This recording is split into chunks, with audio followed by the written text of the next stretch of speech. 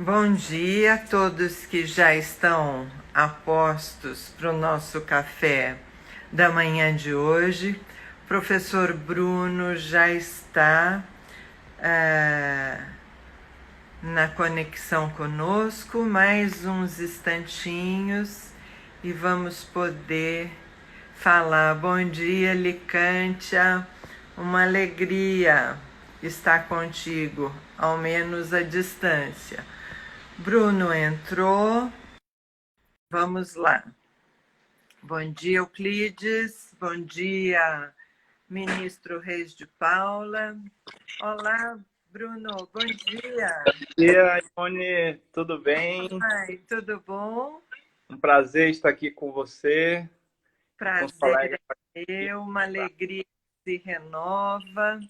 E hoje, para um bate-papo especial sobre assuntos muito especiais.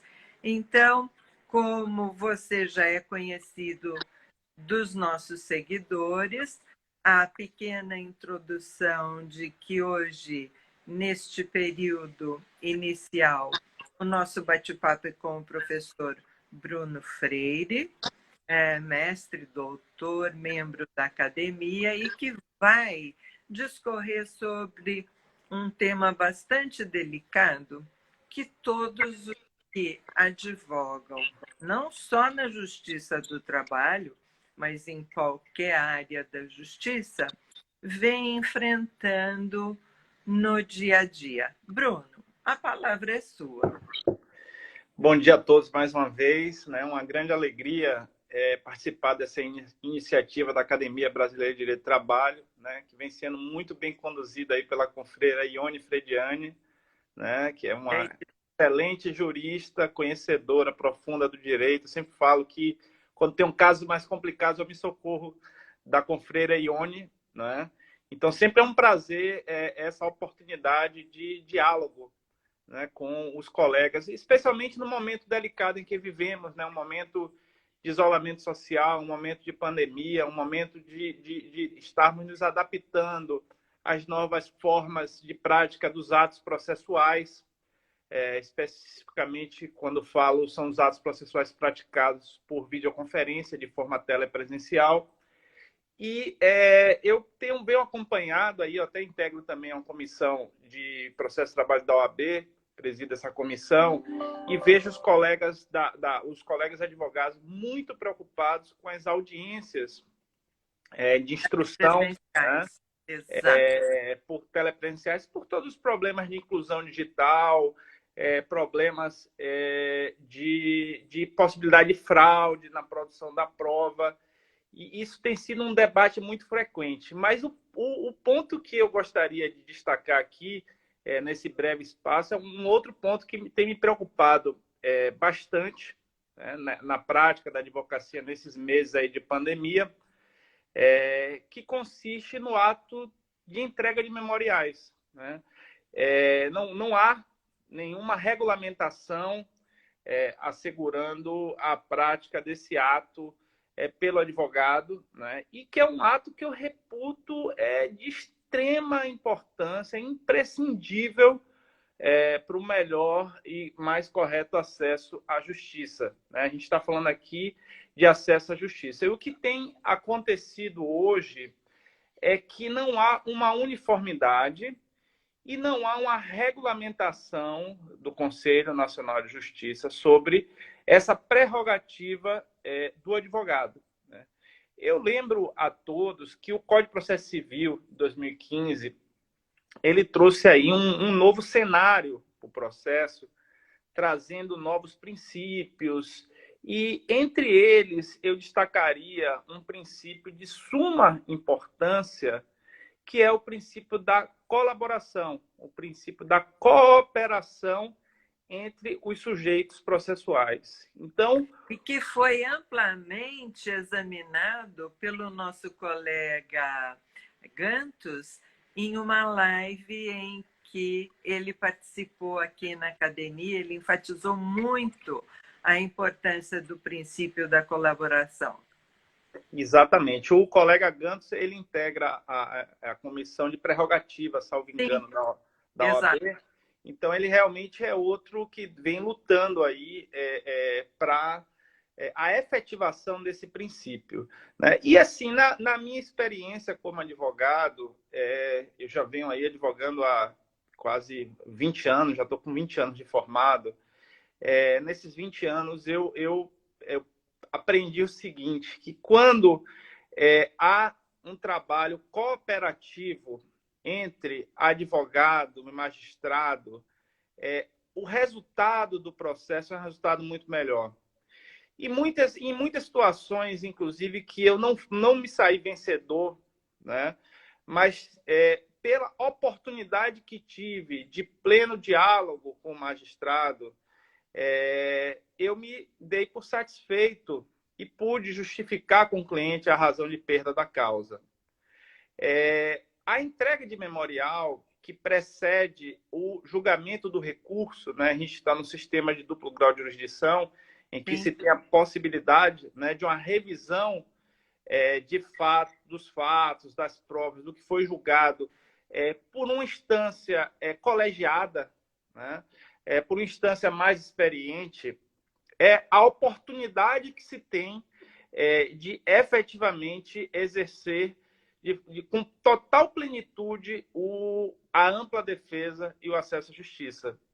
Eu digo isso porque foram inúmeras situações em que, trabalhando junto a magistrados que têm essa preocupação com o processo colaborativo, cooperativo, e que dão a oportunidade de diálogo para o advogado, porque a oportunidade que o advogado traz aí uma série de pontos, detalhes. Às vezes o processo tem lá 200 documentos, o advogado vem, excelência, aqui, o documento de folha 238, o terceiro parágrafo, onde está o ponto aqui que vai solucionar esse litígio. Ou, excelência, o precedente aqui que saiu no mês passado do Tribunal Superior do Trabalho, lá para a terceira turma, está aqui para Vossa Excelência examinar. Então, o advogado ele trabalha em cooperação com a magistratura. E o que me preocupa hoje bastante é que alguns magistrados, uma minoria, não estão recebendo o advogado para entrega de memorial. Quando eu falei se receber o advogado, é de forma telepresencial. Claro, né? claro. Marcando uma Todo mundo está videoconferência entendendo isso. e concedendo em 5 minutos. Né? O advogado tem 10 minutos para fazer a sustentação oral, algumas vezes 15. O memorial ele deve estabelecer 5 minutos, porque é você sentar e falar, esse é o ponto, e direto ao ponto. E hoje a gente não tem uma uniformidade nesse procedimento, porque muitos, até no Tribunal Superior, a maioria dos ministros marcam, né? Muitos marcos, tem muitos poucos que hoje não marcam. E em tribunais regionais do trabalho é a mesma coisa. Muitos, eu até acho que tem mais desembargadores até não marcando do que marcando. E realmente essa oportunidade de diálogo prévio, ele contribui para uma melhor decisão judicial. A prática que me preocupa bastante e que vem acontecendo com uma minoria de relatores, que é de marcar para receber o advogado a entrega do memorial de forma telepresencial só quando o processo está pautado. Então, você liga na secretaria para marcar, olha, não, aqui nós só marcamos entrega de memoriais quando o processo entra em pauta para julgamento. Mas vejam, se o processo, a gente sabe, né, a gente que milita aí, quando o processo entra em pauta para julgamento, é porque o relator já fez o voto. Né? Ele já está com o voto pronto. E muitas vezes vai ser difícil ele mudar esse voto. Ele já estudou o processo, exerceu, né, ali a cognição, examinou o que foi feito e tomou a decisão dele. Mas ele não deu a oportunidade do diálogo antes de tomar a decisão. E essa oportunidade de diálogo ela é imprescindível para o advogado, é uma prerrogativa assegurada ao advogado dele ter a oportunidade de se dirigir ao magistrado, né? De ele expor. A lei fala se dirigir ao gabinete. Né? Hoje, como a gente está em isolamento, seria se dirigir de forma telepresencial. Né? Como vários casos, eu tive casos agora recentes de casos que eu conversei e o ministro do Tribunal Superior do Trabalho me recebeu e falou: Bruno, que bom que você marcou, porque eu tenho aqui um mundo de processo e quando você trouxe esse ponto relevante, realmente eu vejo que é um caso diferenciado, que demanda uma atenção a esse ponto que você vê. Então, assim, o processo, entre aspas, né, sai daquela vala comum e vem para uma vala especial, né, em que você vai conseguir, né, pontuar ali algo que talvez passasse, né, despercebido. Até porque todos sabemos que, no recurso, de uma maneira geral, os advogados destacam os pontos de prova, os pontos do direito a ser aplicado na reforma ou na manutenção da sentença já proferida, mas os memoriais são extremamente importantes porque eles são uma síntese dos pontos mais importantes da prova e do direito que se busca. E daí a necessidade de haver essa receptividade pelo magistrado em relação ao advogado que busca esse contato, atualmente telepresencial. Mas você estava falando de algo que acabou ocorrendo comigo, de entrar em contato com o gabinete, perguntar, isso antes do isolamento, perguntar da possibilidade de conversar pessoalmente com o desembargador relator e qual não foi a minha surpresa da pessoa que me atendeu dizer: sim, a senhora venha justamente com a parte contrária, porque o desembargador só atende os advogados das partes em conjunto. Ou seja, é uma forma, na minha maneira, de impedir esse contato que você ressaltou, que é tão importante. Exatamente.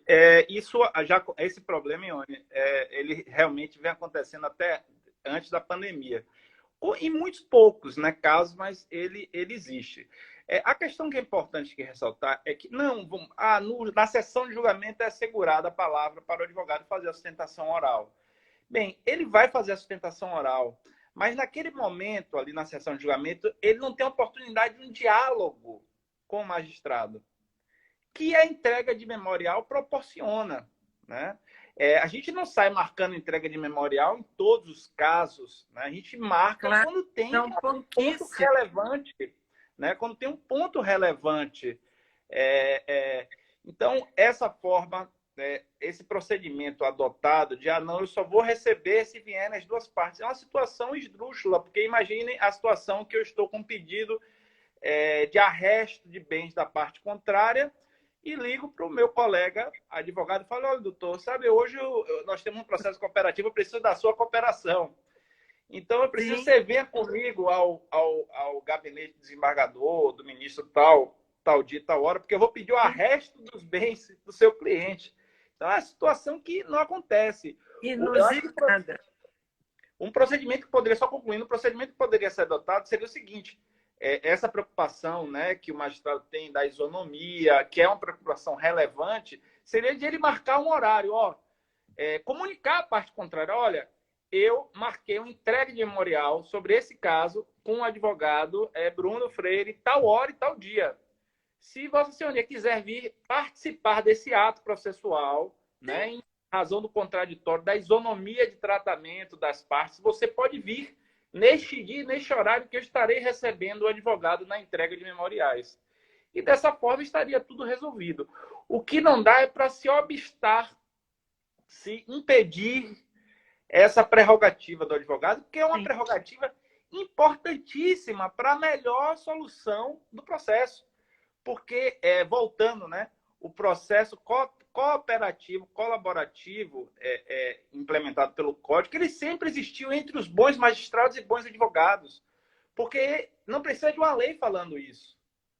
o bom magistrado, ele vai querer ouvir as razões do advogado, porque o advogado está lá na Constituição, ele é imprescindível à administração da justiça. Então, ele está ali contribuindo para a melhor solução daquele conflito, né? Logicamente, trabalhando de forma ética, de forma leal, né? Respeitando aí todos os princípios, advogando com plena ética, né? Então, ele vai contribuir. Porque se ele... muitas vezes você vê que o direito não é bom, você não vai se expor. Você vai colocar, mas você não vai marcar uma audiência para entregar um memorial. Enfim, se você marca uma audiência para entregar um memorial, há algum ponto relevante que você vai trazer, um novo precedente, né? Atenção para uma prova que está lá no meio esquecida, né? Algum detalhe imprescindível para a solução do caso, e que isso vai ajudar o magistrado a dar a melhor solução, né? A dar a melhor prestação jurisdicional possível.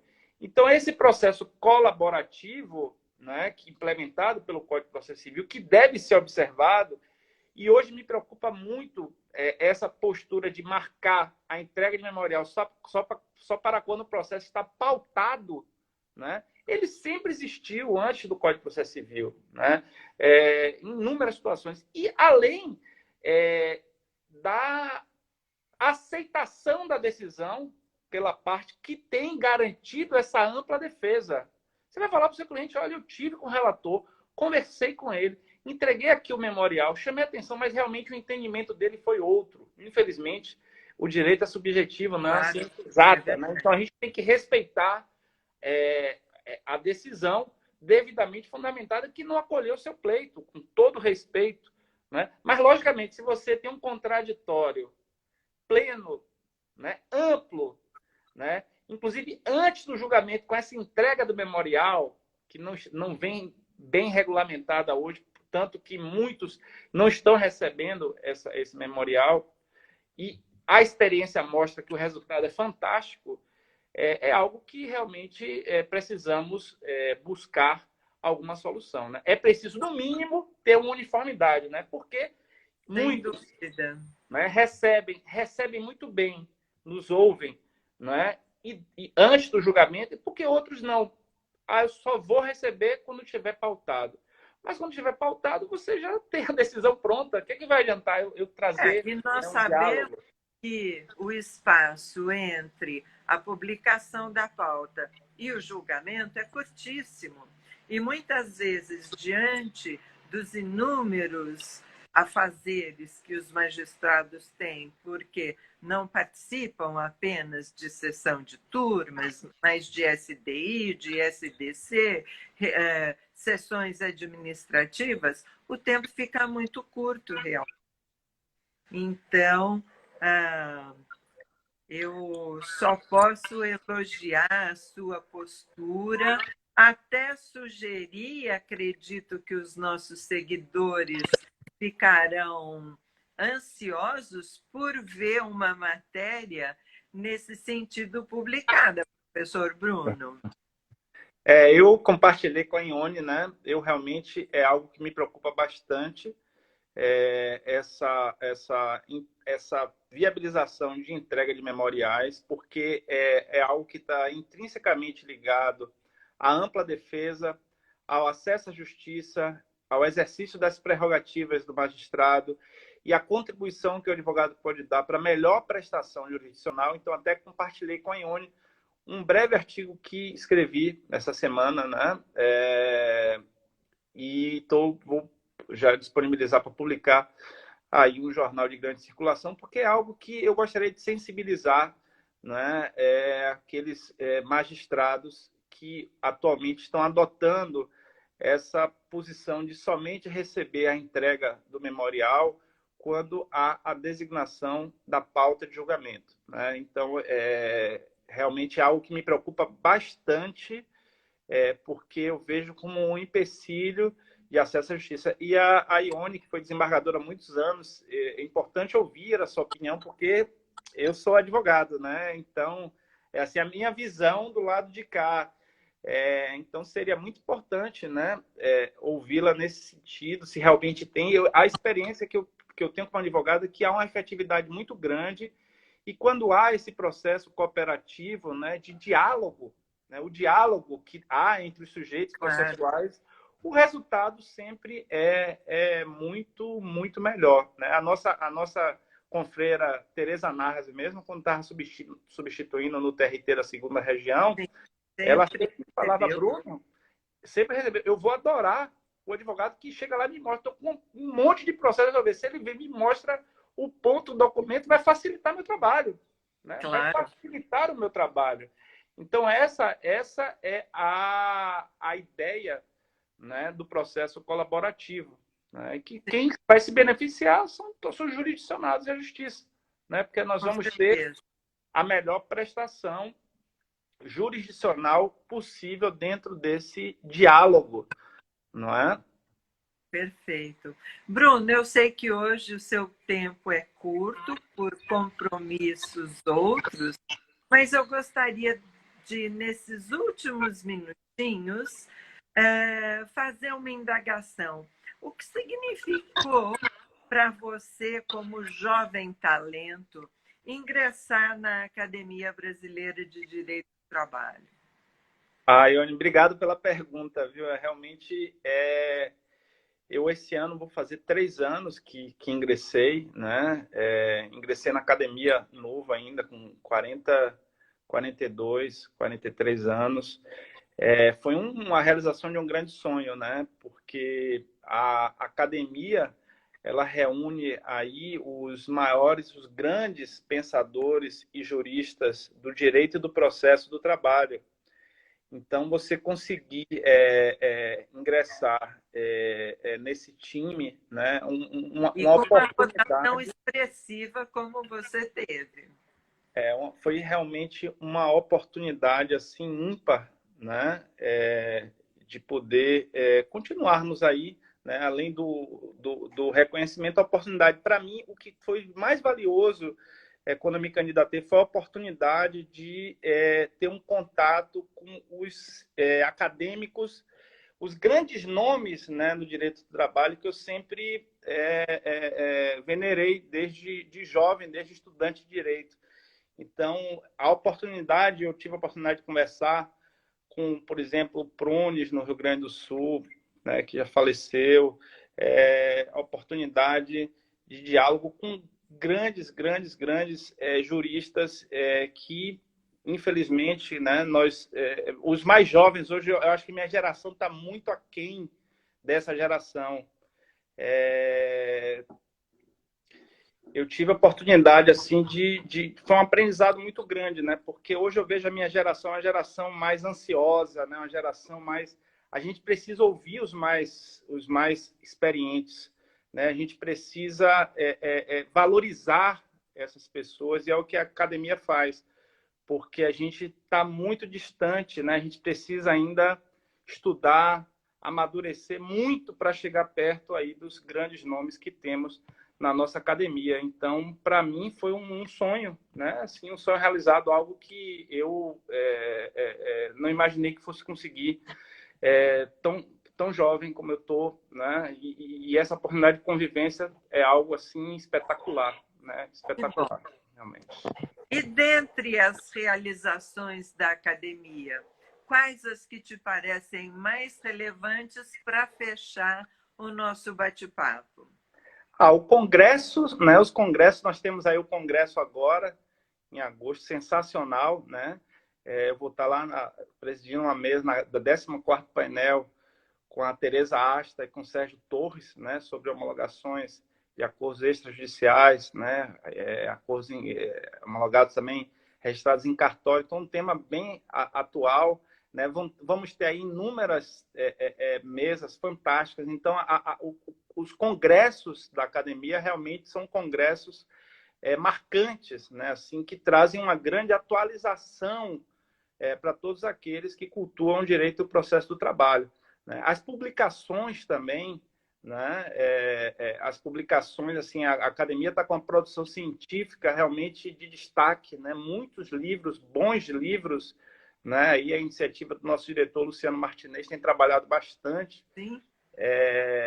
E o Congresso é Ione, né? A gente tem que reconhecer aí o trabalho da Ione, da Tereza, do nosso presidente Alexandre Agra.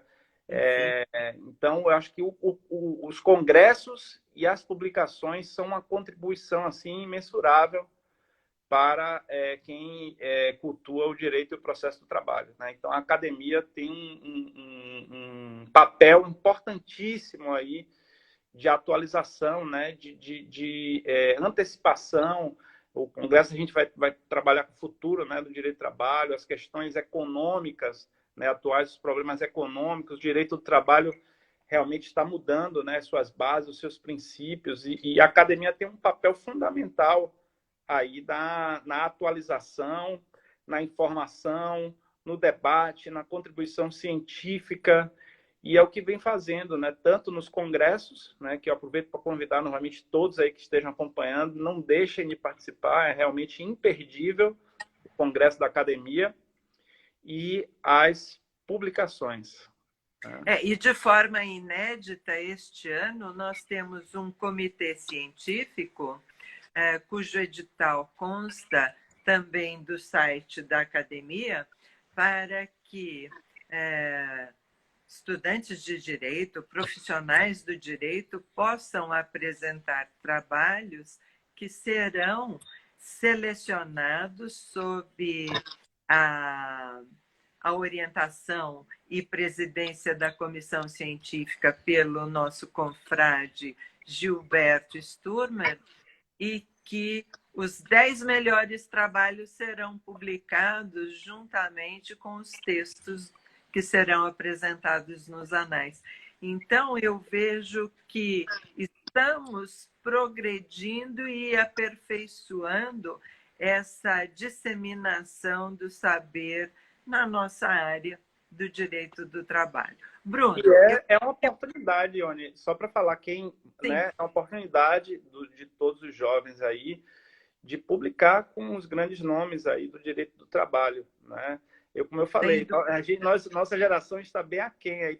Eu sempre gosto de contar, só para fechar, para concluir, certa feita, eu sou professor da Universidade do Estado do Rio de Janeiro, da UERJ, né? E eu tive uma oportunidade de pegar um trabalho do Arion Sayão Romita. Ele me deu um trabalho que ele não tinha publicado sobre direito sindical, uns folhetos assim, impressos, para eu dar para os meus alunos lá. E eu entreguei, peguei um e voltei no avião lendo, né?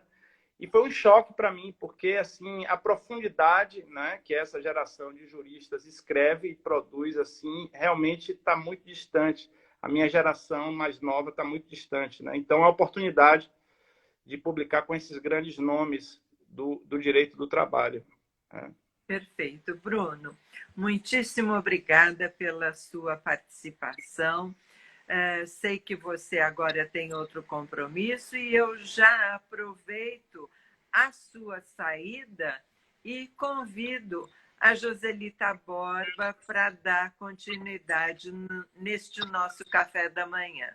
Bom dia, Bruno. Muito obrigada. Bom dia a todos. Obrigado. Até a próxima. Um abraço. Bom debate aí com a Joselita. Um abraço para ela. Obrigada. Tchau, tchau. Tchau. Então, agora aguardamos o contato com a professora Joselita, que certamente vai nos dar esclarecimentos sobre o novo decreto recém-publicado a respeito de suspensão do contrato e redução de jornada. Aguardando a Joselita, então.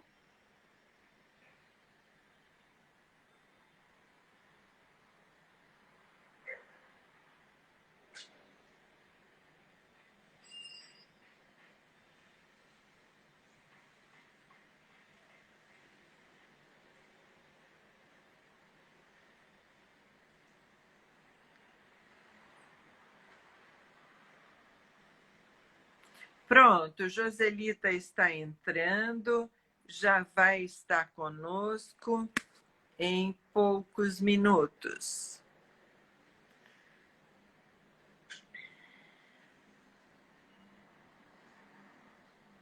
Olá, Joselita. Oi, Yane. Tudo bem? Bom Como vai? dia, tudo bem? Graças a Deus, tudo bem. E você? Tudo bem, felizmente. Então, não precisamos te apresentar, porque não é a primeira vez que você participa do nosso café da manhã.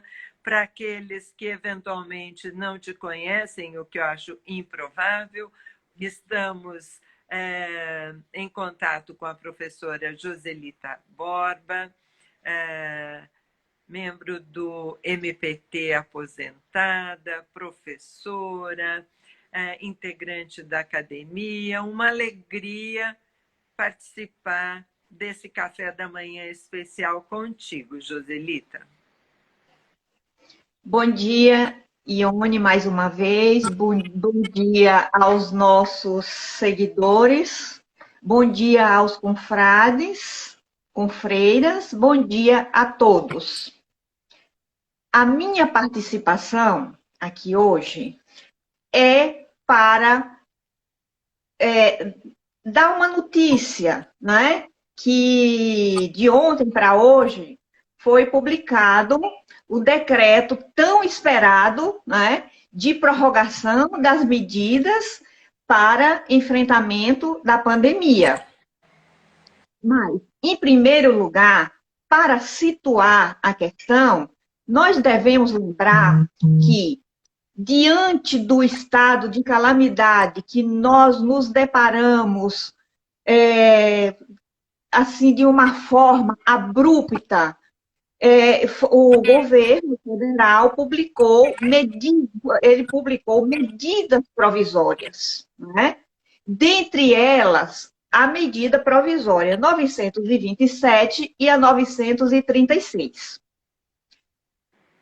A primeira medida trouxe emergencialmente, como falei, medidas para lidar com esta situação de crise, por essa situação de isolamento social como a única forma de se combater aquele vírus tão perigoso, altamente contagioso, que nos chegou de tal forma avassaladora, e os empregados, quer dizer, a população toda, como um todo, e especialmente os trabalhadores, tiveram que se isolar. E para que fosse viabilizado esse isolamento, com o fechamento de toda atividade econômica, exceto o que fosse atividade essencial, então o governo publicou e deu como solução estas medidas. Em seguida, veio a medida provisória 926. Então, nesse conjunto de medidas, foram estabelecidas medidas. Quais foram? Suspensão do contrato ou redução de salário e jornada. Então, jornada proporcional ao salário. Com isso, o que foi que aconteceu? O trabalhador não tinha como ficar em casa recebendo salário ou com essa redução de salário e redução de jornada, não tinha condição de sobreexistência. Então, o governo federal instituiu um benefício, que é o chamado benefício emergencial, né? Então, com essas três medidas, a flexibilização de jornada e salário, a suspensão do contrato e a instituição desse benefício, formou-se aí um conjunto normativo para enfrentar a situação de calamidade. Só que, talvez, o assodamento da situação, pela situação emergencial, muito difícil se pensar em um contexto todo que vá atender aos interesses das empresas, aos interesses dos trabalhadores e, ao mesmo tempo, lidando com essa situação emergencial e de crise, uma situação totalmente anormal, não se prestigiou a atividade sindical, a negociação coletiva, como deveria ser. Nesse ponto, houve uma grande discussão, a questão foi judicializada e o Supremo Tribunal Federal veio a dizer que não havia inconstitucionalidade nenhuma naquela situação. Então, o contrato de trabalho poderia ser firmado individualmente entre patrão e empregado e deixou que o sindicato atuasse. Na minha percepção, o sindicato, ele poderia e deveria agir. Não houve, por parte da legislação, uma exclusão do sindicato. Eu acredito que, pelo assodamento da situação e tendo em vista resolver emergencialmente a situação, digamos assim, aquele esquecimento ou aquela falta de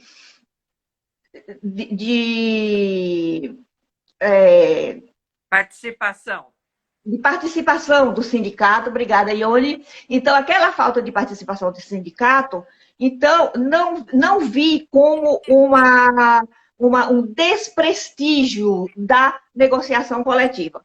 Mas, felizmente, as medidas provisórias, quando foram para o Congresso Nacional, a fim de serem validadas e transformadas em lei, o Congresso, então, aperfeiçoou essa parte, que era uma parte sensível dessa legislação de crise, e que foi muito questionada, e com razão, embora acho que não tenha sido, digamos, de propósito e nem anularia toda uma questão de negociação coletiva. Eu acho até que a negociação coletiva, independente de omissão, ela devia vir em primeiro lugar.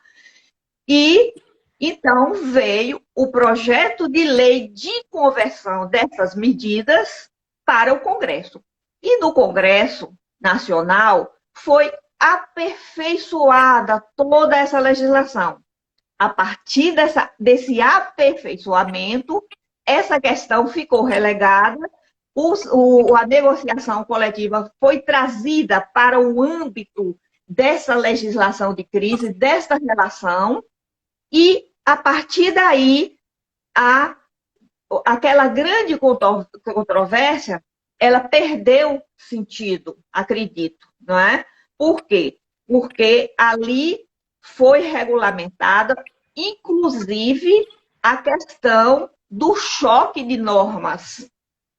Mas, para resumir aqui, como a gente está falando só amplamente, sem aprofundar nos aspectos, a questão da negociação coletiva, do contrato individual de trabalho, negociação coletiva e até a existência da própria lei, nessa hierarquia, o que vai prevalecer? O que vai prevalecer é o princípio da condição mais benéfica.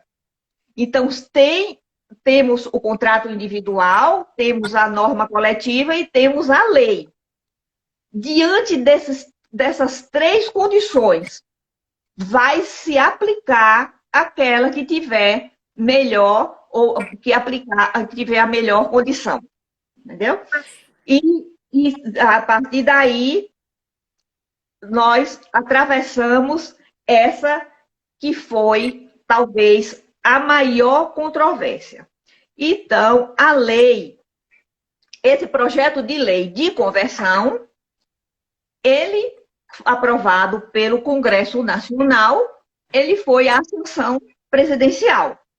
E, ao sancionar esta lei, no que nos diz respeito, mais especificamente, a essas medidas de flexibilização de contrato, de suspensão de contrato e do benefício, elas passaram e estão valendo.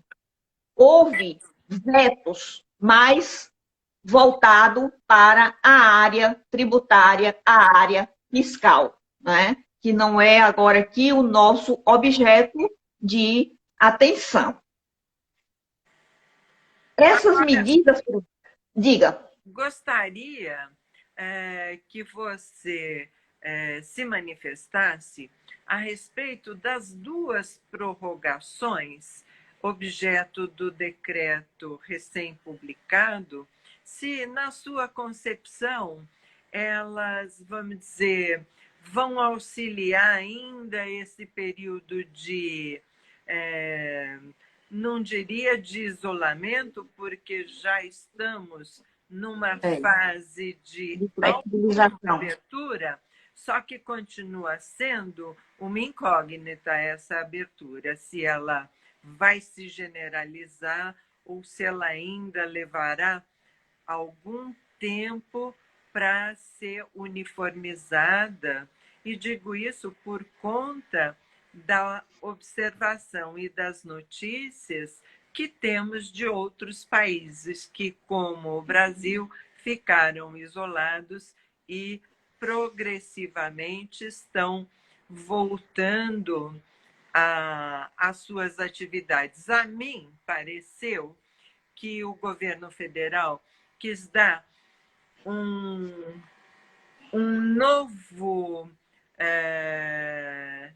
uma nova ênfase nessa fase de abertura e que ninguém ainda sabe muito bem como vai ser.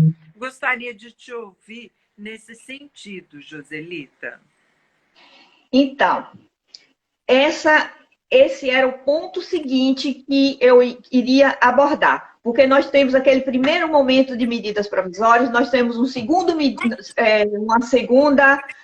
oportunidade, que foi a sanção da lei, não é, de conversão dessas medidas, e agora, no Diário Oficial de ontem para hoje, aí veio a publicação da portaria número 14.000 e deixa eu ver se eu tenho o número 14.042. Não, é o decreto 10.422. Esse é o número do decreto. E ele vem prorrogar o prazo de suspensão do contrato de trabalho por mais 60 dias, 60.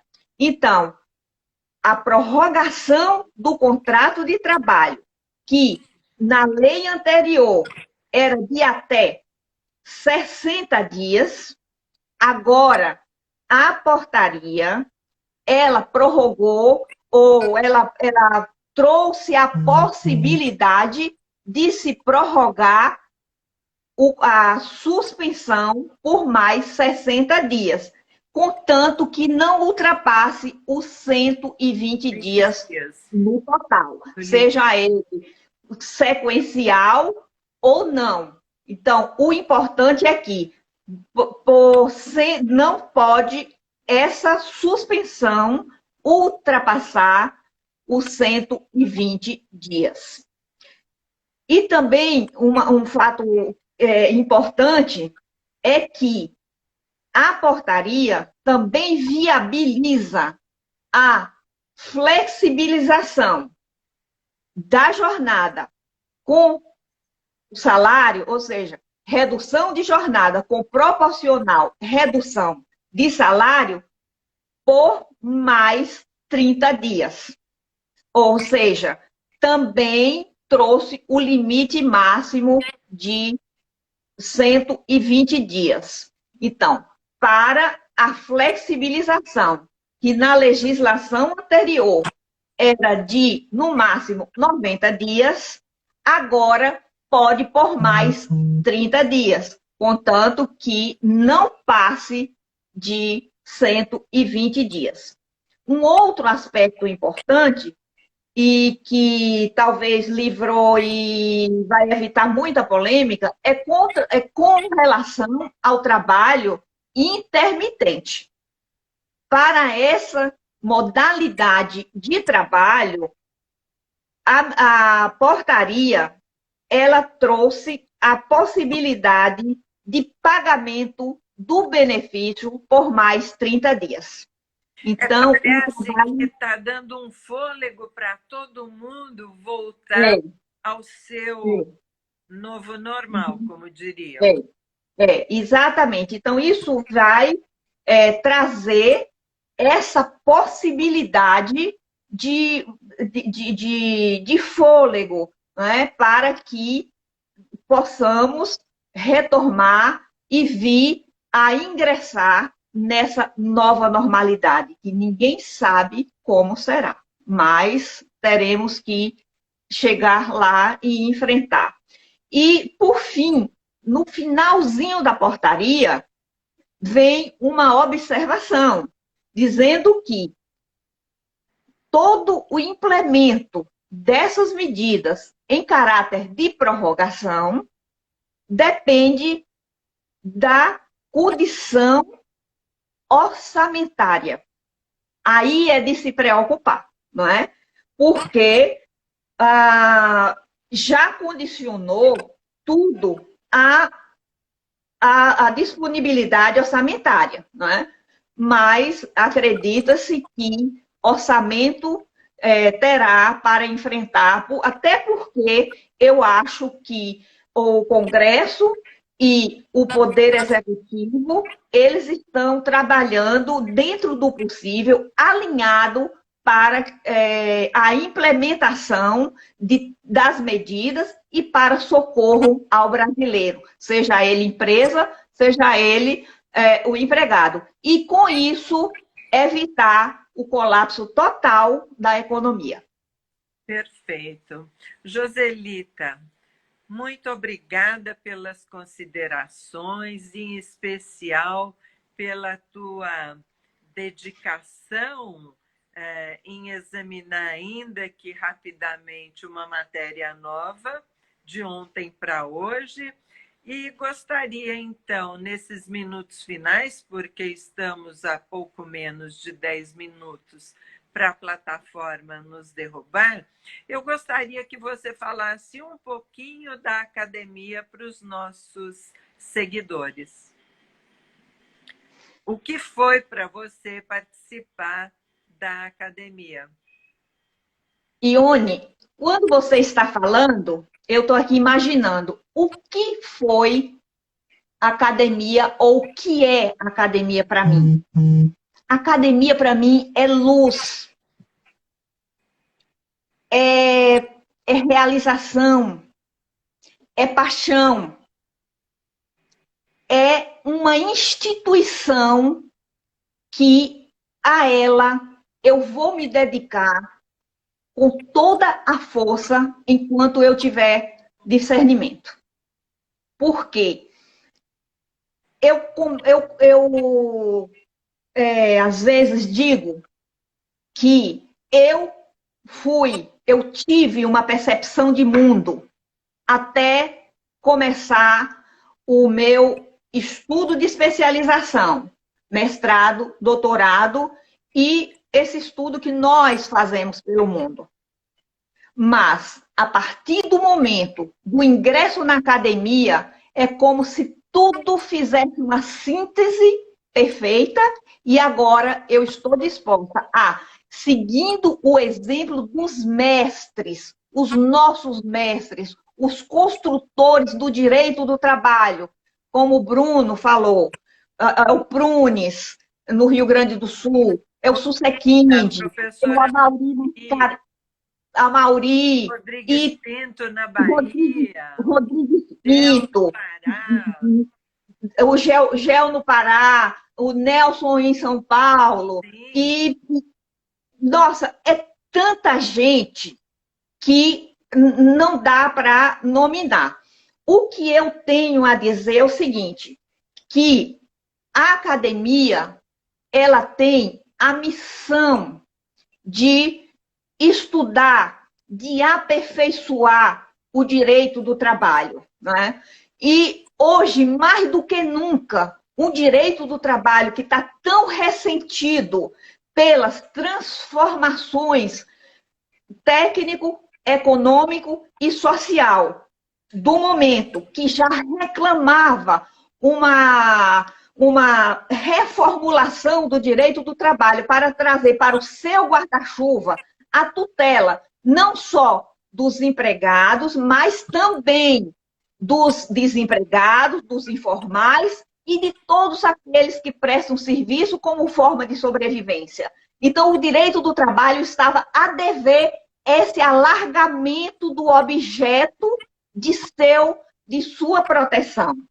Quando o direito de trabalho se depara com essa crise sem precedente, aonde a OIT está prevendo, a depender do cenário, perda de milhões e milhões de empregos, né? E então esse direito do trabalho tem essa missão, a academia tem essa missão de colaborar com a renovação desse direito do trabalho. E é nesse sentido que a academia vem trabalhando firmemente. Eu queria destacar aqui os congressos que já estamos na 10ª edição desse nosso congresso, que era assim um êxito total. Lembra dos nossos congressos no Maxud Hotel em São Paulo, com palestrantes de todo mundo, porque a academia, além de ter o seu corpo fixo de acadêmicos, que somos em número de 100 hoje, nós temos os acadêmicos correspondentes estrangeiros, né, que fazem parte da academia como correspondentes. Então, toda essa comunidade jurídica nacional e internacional, ela se reúne para estudar, examinar o direito do trabalho no presente e para encontrar a solução para o futuro. Nesse nosso congresso, participarão nós da academia, os acadêmicos do Brasil, os correspondentes estrangeiros.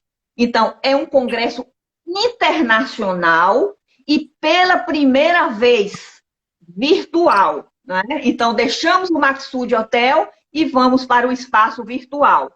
Então, além dos acadêmicos correspondentes, nós temos ministros dos TST, como palestrantes, conferencistas, temos juízes, temos advogados e também o Ministério Público. O Ministério Público. Então, nós temos essa conjugação de valores, pensamentos para uma dialética e que, se não for possível uma síntese, mas que vá jogando luzes sobre o nosso caminhar rumo ao direito do trabalho inclusivo.